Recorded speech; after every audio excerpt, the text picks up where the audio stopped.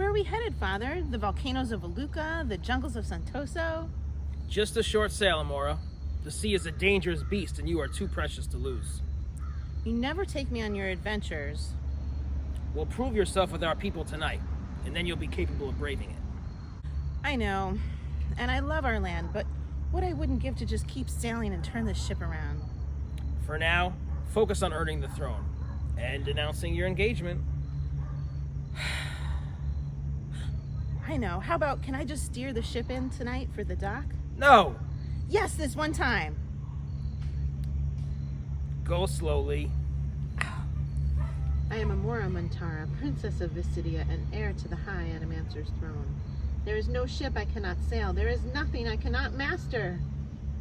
Hi everybody, I'm Joe. And I'm Mary. And we're Book Buds! And today Mary is going to discuss 2 books that she enjoyed, All the Stars and Teeth, and All the Tides of Fate Yep. by Adalyn Grace. Yes. I enjoyed these books, and I think you might too. These are YA fantasy novels. The first one I enjoyed a bit more than the second one. The first one was phenomenal, really. Really? Yeah. So I'm going to do a spoiler-free review of this for you guys, for Joe, in case he wants to read it. Okay. So our scene, Amora, that girl who wanted to be doing new things and taking charge, she's turning 18, and it starts with her birthday.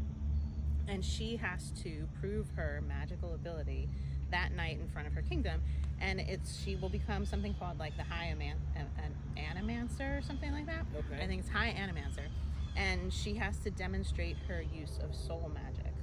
Okay. So there's a lot of different types of magic in this book, and they don't have their regular run-of-the-mill use that you would imagine. Like, it's not a traditional magical story. This woman really created like a lot of different ways that magic could be used, which was really cool. We have a question. Yeah. Does everybody have to do this at 18 years old? Only her, because this is her family's bloodline has this particular soul magic, and nobody else can use soul magic. Okay. Okay.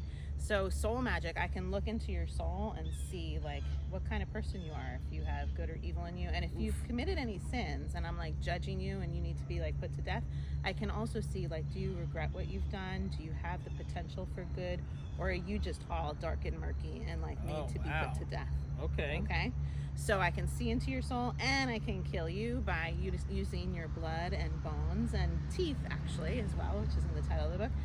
It's a pretty cool way that she demonstrates her power, because she has a bag of bones and teeth, and she can take something out of her bag, tie somebody's hair around it, put some blood on it, throw it in the fire, and then like their teeth get ripped out of their mouth and they're gushing blood, or like if she does something with a bone for their arm will break.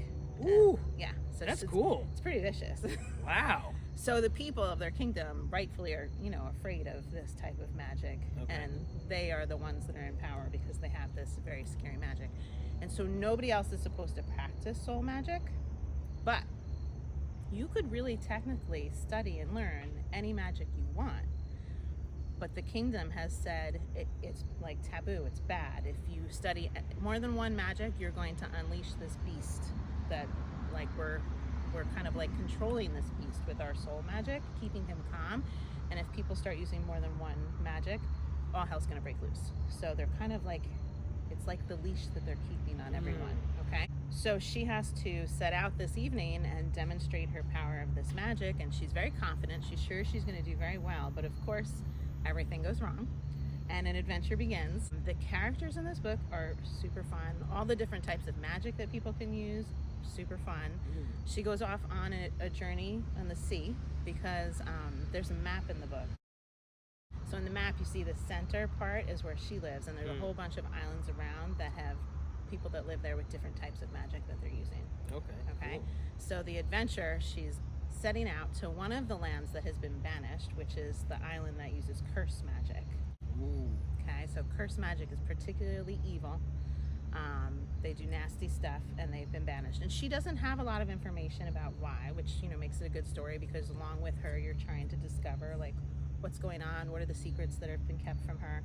Her father does not include her in any political discussions of any kind, even though she is like next in line. She's really like the only choice to fill his shoes, and he doesn't share anything with her. And there's all these meetings that she's closed out of, so she's really just completely in the dark about what kind of corrupt things are going on. Does he use soul magic as well? He does. Okay, so it's everybody in the family. Bloodline. It's her dad and her. The mother has elemental magic of the use of water. So when she sets out on this adventure, she's really kind of isolating herself from her family, her kingdom, from everything that she's known growing up. But she knows that she needs to do it because she's on like a mission to protect her kingdom, to do what's right. And on her journey, she fights some legendary monsters, which are some pretty cool battles that they have. And there's some vengeful mermaids, which are like, that's pretty cool also. I like that layer of it. I feel like mermaids are always on the back burner. Like, they're always like supporting characters, never like the main ones. Yeah, and this is a supporting character, but it's a very cool one. And this character actually continues in the second book. Oh yeah? So I really enjoyed the mermaid character. It was a lot of fun. Oh, that's cool. She had like a nice little team of characters on this boat with her when she was going off on her adventure. She was obviously the main person that's got to make a lot of decisions and whatnot, but the people that's with her and the type of magic that they use, very interesting stuff. Yeah. So the mermaid, she's in the second one as well. So I might as well just go into that one. I didn't like the second book as much as the first book because the second book starts out with like Amora's reacting to the trauma that ends at the end of the first book. And so she's just, you know, all woe is me and nobody can understand my pain and my bleeding heart and all of this. And she's with her same group of people that she had on the boat in the first book. And she's with them in this next book, and you love them, and she's not loving them enough. You know, there's like all this distance and tension and whatever. And so that's a little bit of an annoying part of it. That reminds me of the Harry Potter when he was such an idiot in book he was 5 fighting with everybody. Yes. Oh, that was horrible. I know. So it's like that. It's like that, yeah. I don't like that. Right. So it was that for a little while. It did finally get past it. But if she had been bonded with everybody at the beginning of this book, I think it would have been like they would have all been on the adventure together. Instead, the adventure involved, like, she said to people, hey, I'm going to go visit all these different islands because I'm going to find somebody to marry and, you know, shower me with all your gifts and joy and food and dances. But I have my own agenda that I'm not telling anybody about to break a curse, okay? And I need to find this thing to break this curse. And her crewmates weren't in on that. So it would have been better, I think, if they had been a little bit more involved earlier, but it's okay. We got there. So by the end, there was lots of adventure. And when she was visiting all the different islands, they were not receiving her very openly. And there was definitely some danger. And you got to see the way that different people use their magic, was super cool. I'll give you one example that I love. If you have an affinity for time magic, it's not that you can travel through time or anything like that, but you can manipulate how you move through time. So if you need to build a house, you would like rapid fire, like fast motion, be like hammering really, really, really fast, and like this house would be going up, okay? Nice. And if you need some other people to help you work and they don't have time magic, well, you can just put your hand on their back and like put that into them, and all of a sudden their hammer is going really fast. Okay. Okay. That's useful. So yeah. Wow. It was pretty cool. You could also barter, and like people could buy your time off of you and stuff like that. That was not cool. I didn't like that part. But very interesting layers of the different magic that she would encounter on her journey to different places. Sounds like a very unique story. It really was. And the ending was not something that I could have predicted either. It had like an emotional ending that I was surprised by. It wrapped everything up very nicely, but definitely surprising and emotional. Is this a romance? It has romance parts, but that was not the ending part. Okay. Yeah, because you were thinking that related to something I said with the ending part. Well, something that you said before, but this sounds strictly like adventure, fantasy. Very tale. adventure. There's a character on her journey that she's drawn to, and in the second book, then she's pushing away from him, which is the annoying part of it. So there's a storyline that has the romance in it, but it's not central. Okay. Only 2 books? 2 books, duology, done.